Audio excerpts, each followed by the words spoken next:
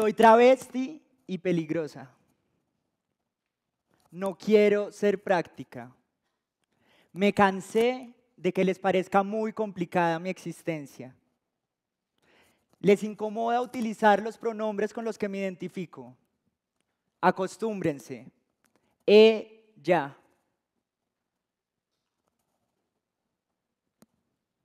Se sienten muy atacaditos cuando no dejo pasar sus chistes transfóbicos. Pues dejen de hacerlos. Soy una travesti porque soy una mujer con pene y no un hombre con peluca. Y odio cuando nos hablan con ese tonito condescendiente, como si fuéramos brutas, como si fuéramos bufonas, o como si fuéramos unas pobres víctimas. Somos poderosas y no nos dejamos de nadie. No tengo por qué ser paciente. No tengo por qué reconocer sus buenas intenciones. Tampoco tengo que entender que nunca hayan escuchado o interactuado con una persona trans. Es que no vamos a seguir dejando que condicionen nuestro respeto a su ignorancia. Ni más faltaba. Les sueno muy violentica y peligrosa.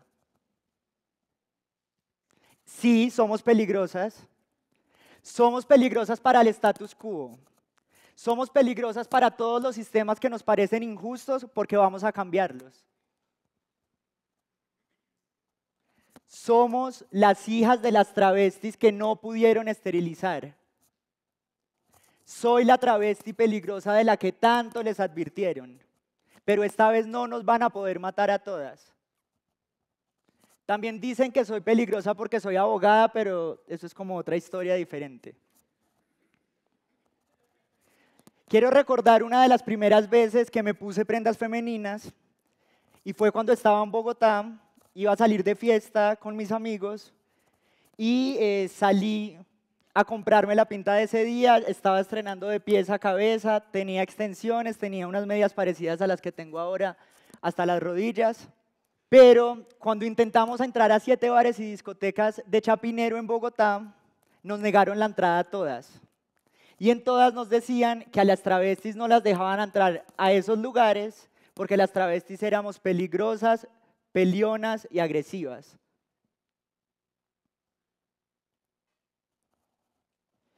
La ira está definida como un sentimiento de indignación que causa enojo.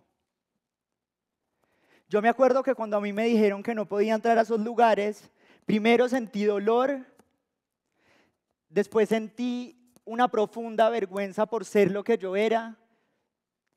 Sentía asco de ser una persona trans y que por eso me estaban negando la entrada a esos lugares. Cuando me negaban la entrada era como si me hicieran pensar que yo era menos que ellos, que yo tenía menos derechos que ellos. Pero como soy una persona tan terca, empecé a pensar en esos argumentos una y otra vez y me di cuenta que ellos no tenían la razón, que yo sí tenía la razón. Que yo no era esa persona asquerosa que me estaban haciendo pensar que yo era regia. Soy regia todavía. Y ahí fue cuando me di cuenta que el dolor que producía la exclusión podía convertirse en ira. Y repito, en ese sentimiento de indignación que causa enojo. Yo no sé ustedes qué sienten cuando tienen ira. Pero yo, por ejemplo, cuando tengo ira, siento que me sudan las manos, que se me hace un nudo en la garganta, que me tiemblan las piernas, que no soy capaz de hablar, me dan ganas de llorar o lloro, y siento como si se me fuera todo el aire porque me da taquicardia. Siento como si me dieran un puño y me desinflara completamente. Y quiero canalizar esa emoción para contar una parte de la historia del movimiento de lesbianas, gays, bisexuales y personas trans.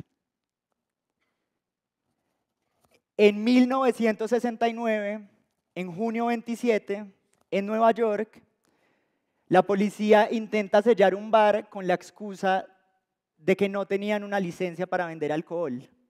Este bar se llamaba Stonewall y todavía existe. En este bar se reunían las personas más excluidas de la comunidad LGBT. trabajadores y trabajadoras sexuales, drag queens, personas trans, personas sin hogar, hombres afeminados y mujeres masculinas. Y una de las imágenes que más me gusta de esa historia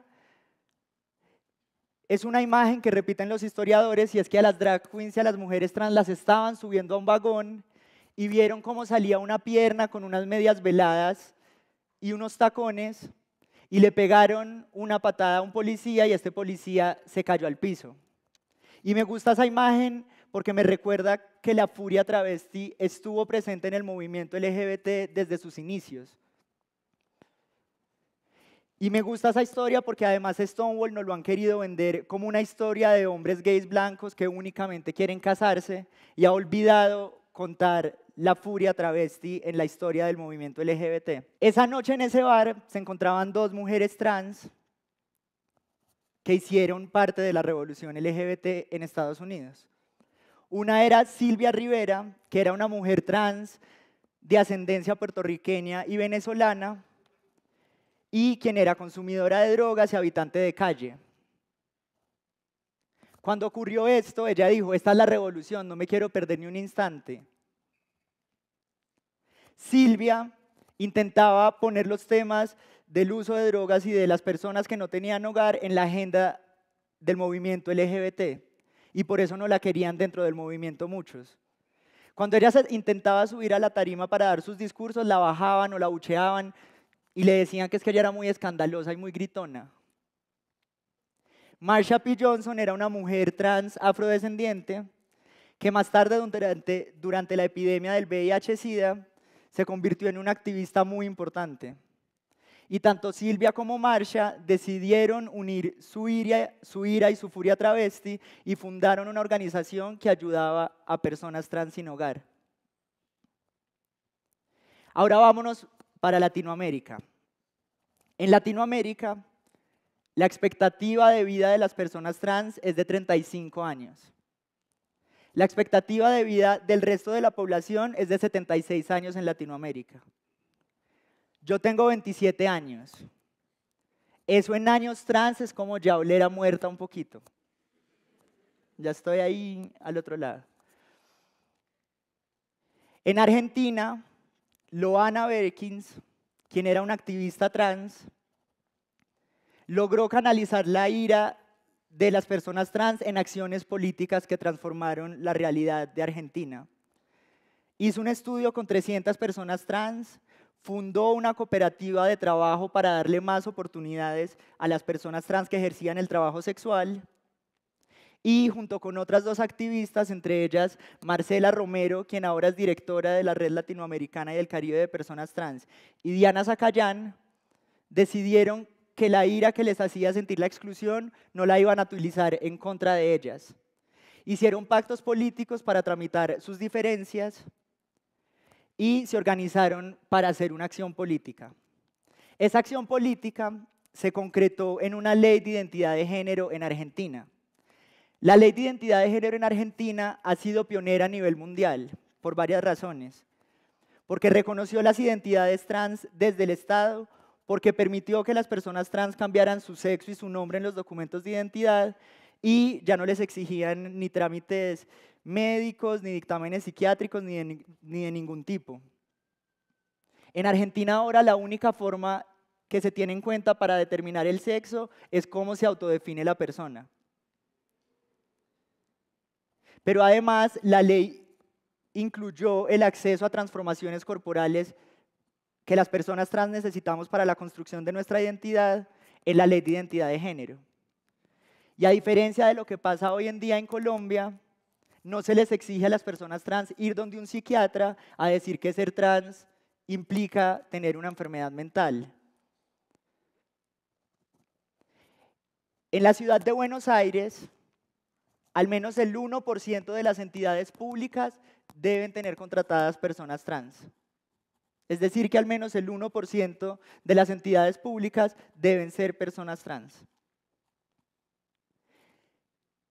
Y parece que la furia travesti ha sido una herramienta política efectiva en los movimientos trans, porque la expectativa de vida en Argentina, que antes era igual a la de Latinoamérica, de 35 años, subió a 40 años.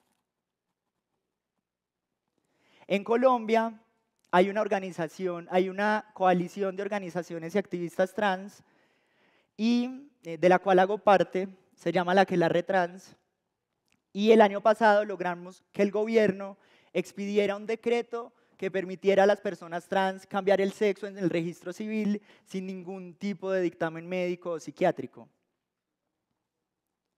Desde la Aquelarre también intervenimos en la Corte Constitucional en un caso donde una mujer trans había demandado al distrito de Bogotá porque no la querían contratar porque le exigían una libreta militar. En palabras de la Corte dijo: las mujeres trans no necesitan libreta militar porque las mujeres trans son mujeres. Y vamos por más. También estamos cambiando las discusiones que hay al interior del movimiento LGBT y hemos dicho que no hagan ni digan nada de nosotras sin nosotras. Y esto nos demuestra que la ira está siendo una herramienta útil. Y también nos demuestra que del feminismo hemos aprendido que lo personal es político. Y así se llamaba un artículo que se escribió en 1970, era un artículo feminista que entre otras muchas cosas buscaba reafirmar dos cosas. La primera era que las luchas individuales de las mujeres eran luchas políticas. Y la segunda era que esas discusiones que considerábamos del ámbito privado, como la violencia intrafamiliar o el aborto, tenían que ser discusiones públicas y políticas. El artículo además es muy interesante porque afirma que para llevar lo personal a lo político de forma efectiva es necesario algún tipo de teoría o marco analítico que nos permita analizar entre las diferentes acciones políticas cuál es más efectiva que otra y sea más efectivo canalizar lo personal en lo político. Pero también nos hemos dado cuenta que le tememos a lo personal. Es decir, le tenemos miedo a estar enojadas o le tenemos miedo a sentir ira, le tenemos miedo a parecer bravas. Y eso se debe a varios estereotipos muy particulares. El primero es el estereotipo de la mujer iracunda. La mujer iracunda es presentada como una mujer que es completamente irracional porque al sentir ira no puede pensar. Y la travesti peligrosa es similar, porque presentan a las personas trans como personas sumamente agresivas que no pueden pensar y que por el hecho de ser trans son violentas. Y esa caricatura de mujeres o mujeres trans con ira ha hecho que le temamos ser esa persona. Uno no quiere ser como esa caricatura. Pero en mi caso yo siento que a mí la ira no me ha nublado la razón. Yo creo que me ha pasado lo contrario.